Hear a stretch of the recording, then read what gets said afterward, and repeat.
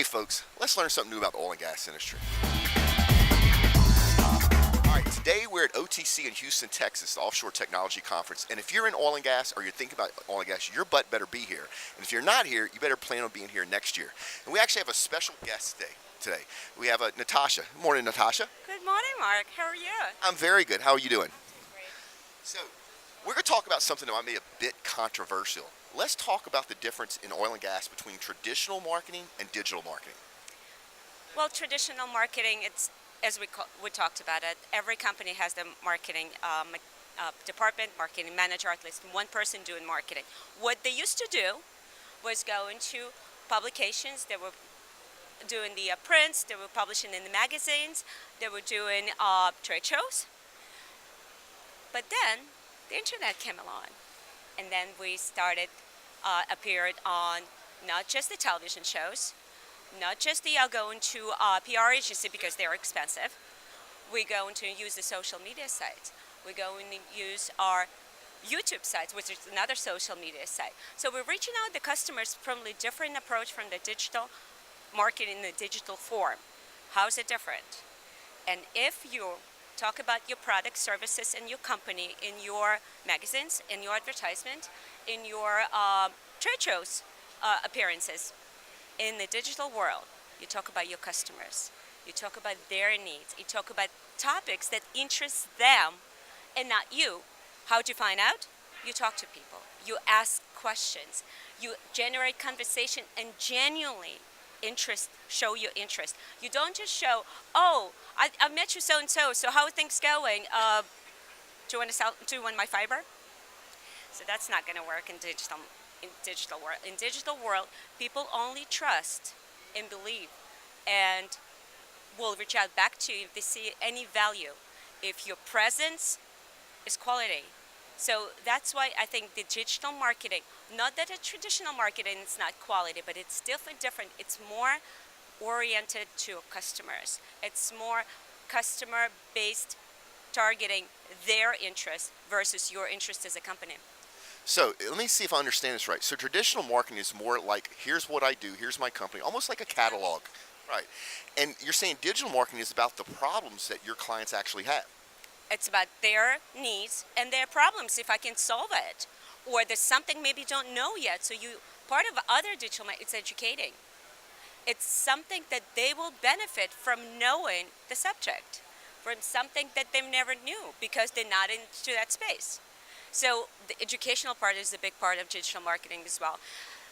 One comparison that I always like to do, that digital marketing and social media marketing, it's something like banking. If you don't have anything in the bank, you can't withdraw anything. Imagine you have zero balance and you try to get $100. What are you going to get? Nothing. Yeah, nothing.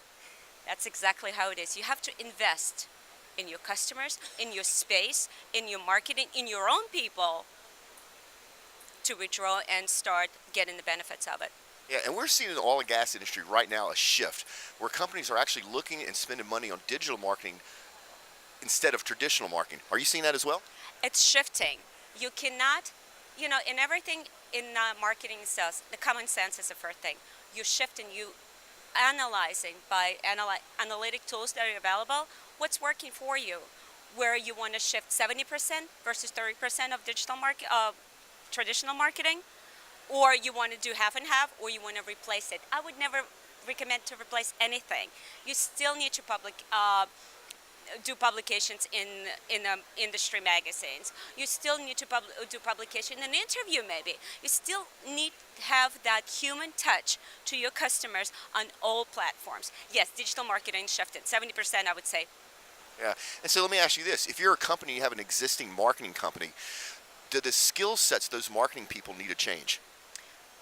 Yes, they already have skills. They're already there in the market, so that's why they were hired to do a promotional, to do any kind of customer engagements.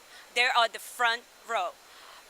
What they should need, they should learn. They should go to the meetings. They should go to and learn about others. They should read new books about marketing, and they should test. It's all about trying and error things. It's nothing. If they don't make any mistakes or even even misspelling something on it, you can always take it down. Nobody's going to hold a gun to your head, and nobody dies on the other end if something happened. But trying, it's much better than not trying. You're not trying, you limited yourself to to find your customer that you wanted to. Yeah, and we say it all the time. Go out and ask your client base. They will tell you what they need, what they're struggling with, how they want to buy. You just have to ask. So speaking of social marketing, how did we meet? On LinkedIn? Yeah, so there it's proven, right? So she reached out to me on LinkedIn. We formed a relationship. She writes some really great stuff on her blog, which I'm a big fan of, and we agreed to meet here in person. So what started as a virtual relationship is now a physical relationship. That sounds kind of bad, huh? No, now it's a business relationship. Yes, it is business relationship. Let's just make it clear, right? What's great about social media is, and what's misperception, what's great about just like we are here, we would not be here if I didn't reach out to you on LinkedIn. You would never find, you have probably over 1,000 connections. There is our chances. But then you saw the value. Natasha does something, or she says something valuable. I can find it interesting. Maybe she made me laugh. Or she works for a company that makes fiber optics, which is we have our place in the oil and gas industry. Let's connect. So that's my thing. And then when connection stops, that we make connections for life. So real quick, you work for OFS. What does OFS do? OFS is the optical fiber manufacturer. We're fiber optics manufacturer, mostly telecommunications. On the specialty side, we have specialty division.